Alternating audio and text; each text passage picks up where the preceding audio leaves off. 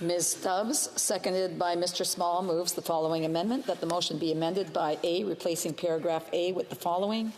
A, during the consideration of the bill by the Standing Committee on Natural Resources, 1, the Minister of Natural Resources and its officials be ordered to appear as witnesses for no less than 2 hours. 2, members of the committee submit their list of suggested witnesses concerning the bill to the clerk, and that the chair and clerk create witness panels which reflect the representation of the parties on the committee, and once complete, that the chair begin scheduling those meetings. And 3, a press release be issued for the study of the bill, inviting written submissions from the public and establishing a deadline for those submissions. And B, deleting paragraphs B and C.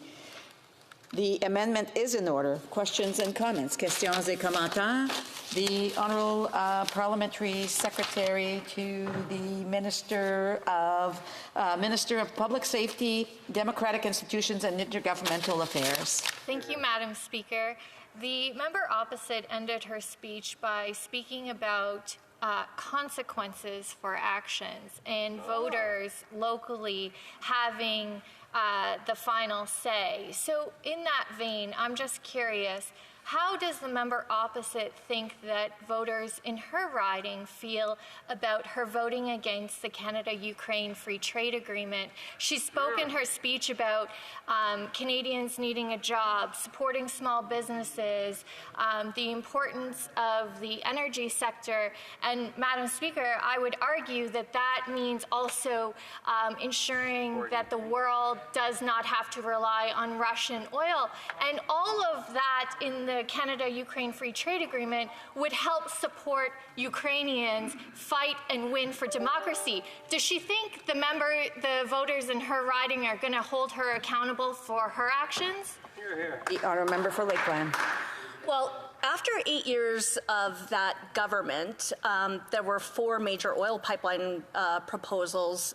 0 have gone forward. 1 is ballooning and ballooning and ballooning because this government chose to buy it instead of give it certainty. It's still not built. There's been 18 proposals for LNG in this country that, and not a single one is actually built. Only 1 is being constructed, and that was approved by the former government. So, to be clear, conservatives believe that what Ukraine needs is energy and weapons, which is what we just proposed, but it's because of these NDP Liberals that we can't get energy out the door to reduce dependency on Russian gas. And I appreciate that she asked me that question because, of course, married to a Ukrainian, having grown up in the cradle of Ukrainian settlement in Lakeland and representing a very Ukrainian community, I wonder what her government thinks about the fact that they really didn't give a rip about any of those Ukrainian workers and families who they put out of work with no cost analysis when they shut down the best performing immigration center in the entire country. Questions and comments. The Honourable Member for Jonquière. Thank you, Madam Speaker. Thank you very much. I'll ask the member to start again. I didn't recognize them. I don't know why they're speaking right now. I would ask them to hold off. Questions and comments. The Honourable Member for Jonquière. Thank you, Madam Speaker. I have a question that has bothered me for quite some time. I sit with my committee on the Natural Resources Committee, but I can't help but ask if, on the one hand, she recognizes that right now, in terms of the climate, we have a major problem in terms of global warming. I'd like to know if she can recognize there's a global warming issue, and also, does she recognize that the fossil fuel sector is responsible as a big emitter of GHGs for this global warming? If she recognizes this, I think that the solution that is before us is to reduce our dependency on the oil and gas sector. I'd like to hear what she has to say about that. Does she recognize climate change? Does she recognize that the oil and gas sector has a role to play in climate change? And does she recognize that we have to gradually remove ourselves from pull out of hydrocarbons? To the member for his question, and I enjoy working with him on committee and listening to him in House of Commons. So to be clear, there's I think some related issues here. First of all, Conservatives want to greenlight green projects. We're going to do that by reducing timelines, reducing costs, reducing taxes, to set the conditions for the private sector to be able to propose propose major projects, create jobs, and fund their big projects. We also, at the same time, want to expand and accelerate traditional oil and gas in Canada and exports, particularly to provide energy security, which is our moral obligation, I think, to free democracies around the world. What the Liberals are proposing, though, is not a gradual shutdown of oil and gas in Canada. It's an ever-escalating agenda that they impose through constant changing of the goalposts and constantly new unachievable targets. But the other thing about the oil and gas sector is it is by far and away the leading private sector investor in clean tech, innovation, actual emissions reductions, habitat stewardship, wildlife preservation, reclamation. That is the sector that puts in the most private sector dollars that goes into innovation in Canada right now. It's also the major sector that contributes to the highest levels of all for government revenue for anything they may be doing on that end and on programs and services that all Canadians depend on. Questions and comments? The Honourable for Timmins, James Bay. Thank you, Madam Speaker. Well, certainly over the last 6 weeks, we watched a toxic gong show from the Conservatives who did not allow witnesses to come forward, who had the minister was going to come. They didn't want him. Instead, we heard about it was like watching European soccer players rolling around on the pitch. And no offense to European soccer players, at least they get in the goal once in a while. But I want to ask the member about the way she's misrepresented all these issues. Last year, we had 133 witnesses and 120 hours of hearings on clean energy, and at no point did any of those witnesses allege some kind of conspiracy, and yet this member is going public and using very loaded language about a globalist agenda. I want to know, that language for a globalist agenda, did that come from her? Did that come from her leader's office? Because that needs to be explained. I'll let the honourable member finish in a second. I have a point of order. The honourable official opposition House Leader. Yeah, I just would like to call the honourable member who is asking a question on relevance. He's going down some rabbit holes here and verging on unparliamentary language. So I just asked him to keep to the merit of the actual legislation without this loaded language. That I believe this is more of a point of debate. The honourable member for Timmins, James Bay, can just wrap it up. 10 seconds. I'd like to know where the language for globalist agenda, did she make that up? Because there was not a single witness who used such outrageous language. For Lakeland. So first of all, I guess I already addressed this point actually in the previous 20 minutes, so I guess the member missed that. But just to talk about misrepresentation, of course, the study that he's referring to in committee, from which there were many witnesses, by the way, none of them called it sustainable jobs, they all called it just transition, which is why the Bloc is quite rightly asking why they've abandoned that language. But that study in that committee, of course, wasn't about this bill at all, and regardless, they introduced the bill before the committee was done its report and recommendations. So the entire thing is a charade from that member.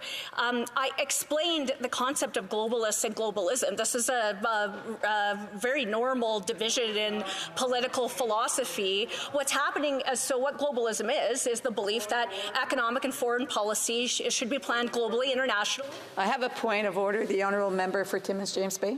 The American Jewish Committee has identified globalist agenda as an anti-Semitic conspiracy group. It's not normal, only with extremists. This is not a point of order, it's a point of debate. And I do want to remind members, if they've had an opportunity to ask questions and comments, they should, when someone else has the floor, they need to wait until I call for questions and comments if they wish to continue to contribute to the discussion. The honourable for Lakeland, if she could wrap it up in 20 seconds. I'll try to. Yeah, I mean, perhaps this goes back to my more than 20 years of academic background of political philosophy. The word's not new, and it is absolutely a normal ideological divide, depending on perspectives of how policy, economic, and foreign decisions should be made. So what COP28 is doing right now is, no, can I just finish? Like, he asks me the question, keeps interrupting, so could I just finish? Like, I have asked the honourable member to wrap it up in 20 seconds. It's been 40 seconds. So if she can wrap it up right now. Sure. The honourable member to please wait until there is, I go to questions and comments if he wishes to try to be recognized again. The honourable member for Lakeland, very briefly.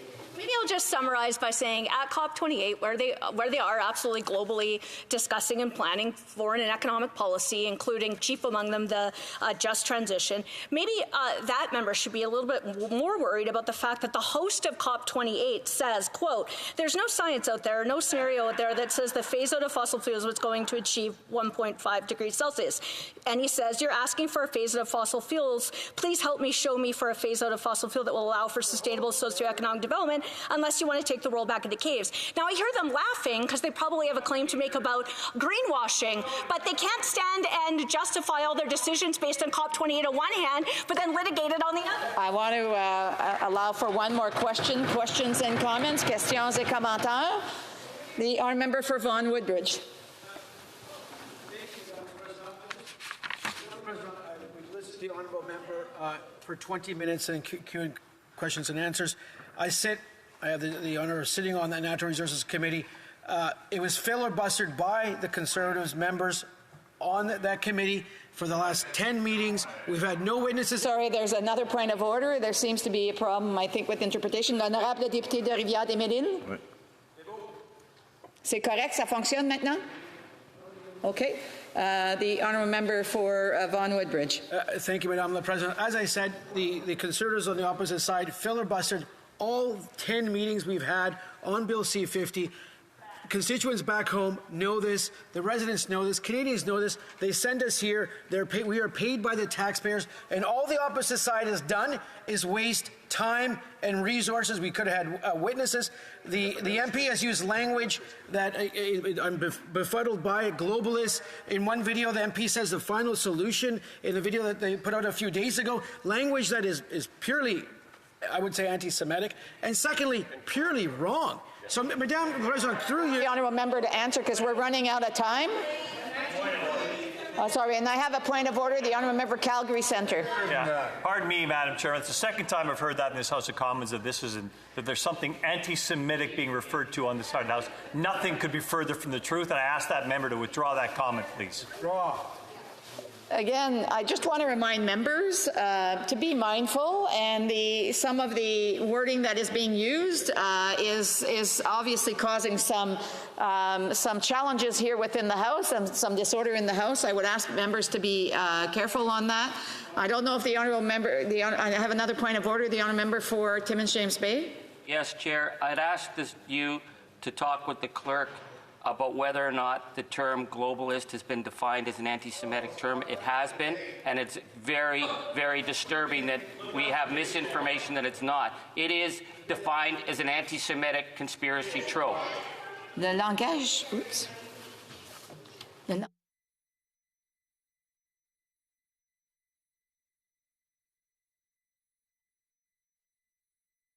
Okay, no.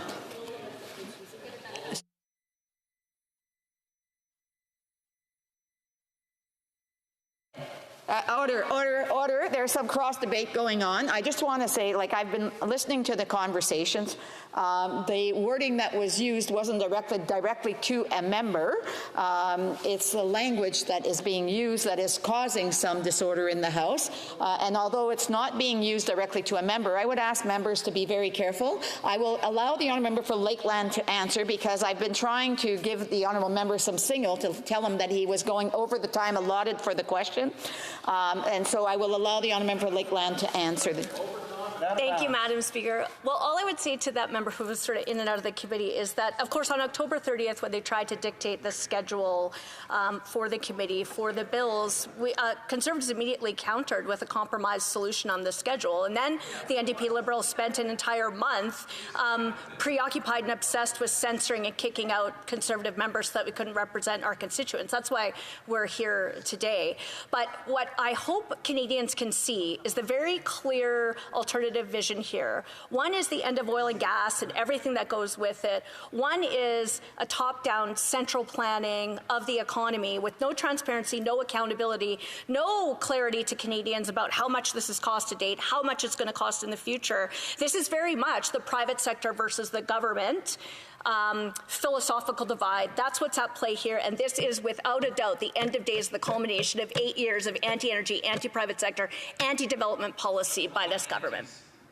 Okay, and I'm still hearing some conversations out there or some individuals trying to put some input in, I think, but I would just ask members if they want to have conversations to take it outside, and if they have questions and comments to hold off until the appropriate time. Reprise de débat, resuming debate.